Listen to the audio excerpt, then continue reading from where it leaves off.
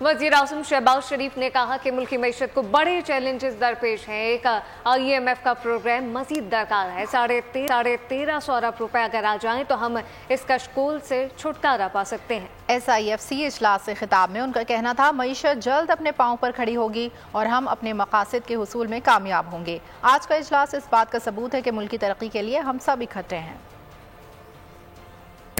Army chief general Asim Munir साहब और उनकी टीम का दिल की गहराइयों से शुक्रिया अदा करना चाहता हूँ कि उन्होंने जिस तरह हमारी 16 माह की हुकूमत के दौरान भरपूर तावन किया और सपोर्ट की। आपने जो कौमी मुफाद में जो तावन का मुजाहरा किया है, ये एक मिसाली है। हमें जहाँ पर अपनी जो माशी इस्तेहकाम लेके आना है, इसको अभी हमने इस मैक्रो लेवल स्टेबिलिटी को हमने आगे लेकर जाना है, और जिसके लिए ये बात तय है कि एक और एग्रीमेंट के बगैर हमारा गुजारा नहीं है।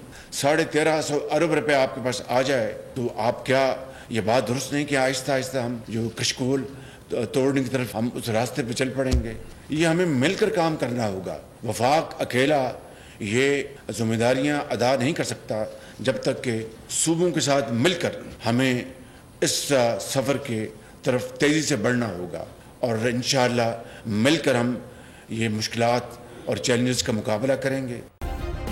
सब्सक्राइब करें और बेल दबाएं ताकि कोई खबर रह न जाए।